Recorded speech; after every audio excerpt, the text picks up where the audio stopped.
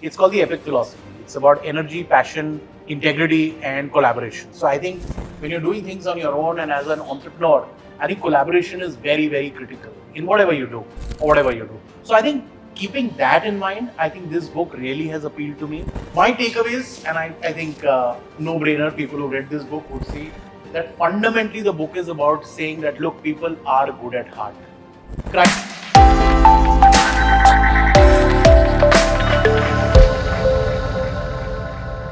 So this book actually was presented to me by a very dear friend in the industry, Anurag Batra, and thanking him for that, who actually nudged me to read this book. I would encourage all of you to definitely pick this up, because in today's day and age, when there's so much negativity and there's so much content that you're consuming in media and otherwise, at times you need triggers which enables you to appreciate the good in every situation. And I think this is what that book does. If you look at the author's, examples, I think it's multidisciplinary, interdisciplinary. He talks about real events. He talks about history. He talks about wars, sir, since you're sitting, Jansab. He talks about World War I, World War II, where intrinsically the essence of what he's trying to say is that despite all our flaws and all our evils, as human beings, we are fundamentally a kind race. And he appeals to people to actually be kind to each other and find the good in every person that is there in this world. So 3 reasons why, and I call it the 3 R's. People who've known me, I'm a big fan of actually contextualizing things with these kind of 3 R's and 3 C's. So 3 R's are, it's real. So it talks about a lot of real incidents, makes the book very real. It's not fiction. It's reassuring. It's all about positivity. When you read the book, it reassures you that, things are not so bad after all in this world, despite what we are seeing all around us. And the final one is, obviously, it resonates very well with me.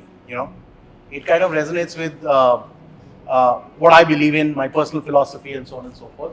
So I think when you pick up the book, and I urge each one of you to go through it, it talks about anecdotes, incidents, historical events, psychology, anthropology, a whole bunch of other things which you really find packed in one book.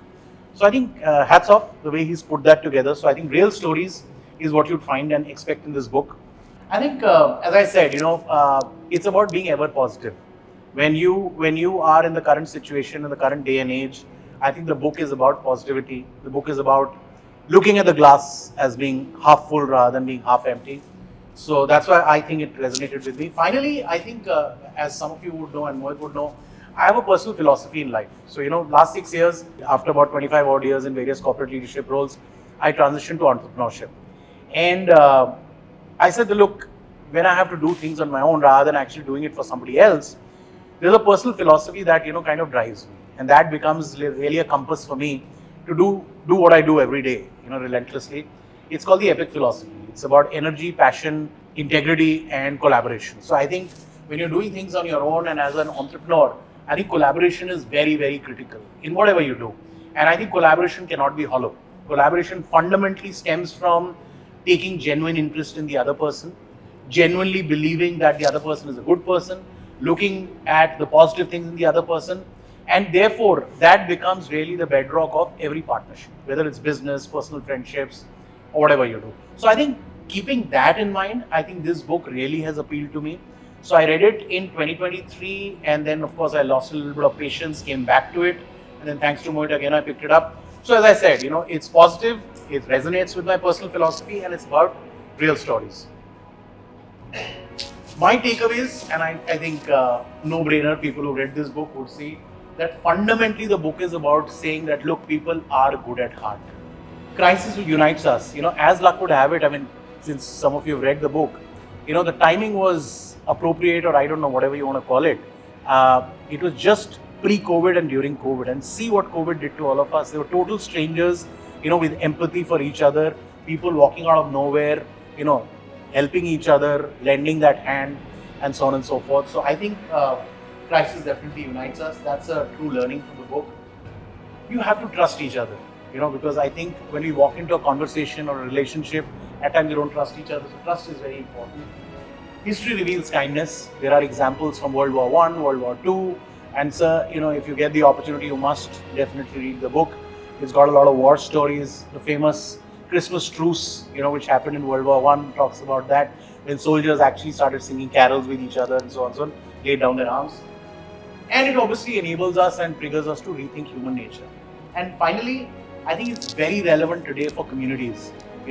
When you are trying to be kind and trying to find the good in each other, I think it starts from our communities. When you're living in a condo, living in a community, it is very relevant for corporates, which also explains why corporates have started talking about purpose in a very big way, and also trusting people, in their part of their work culture.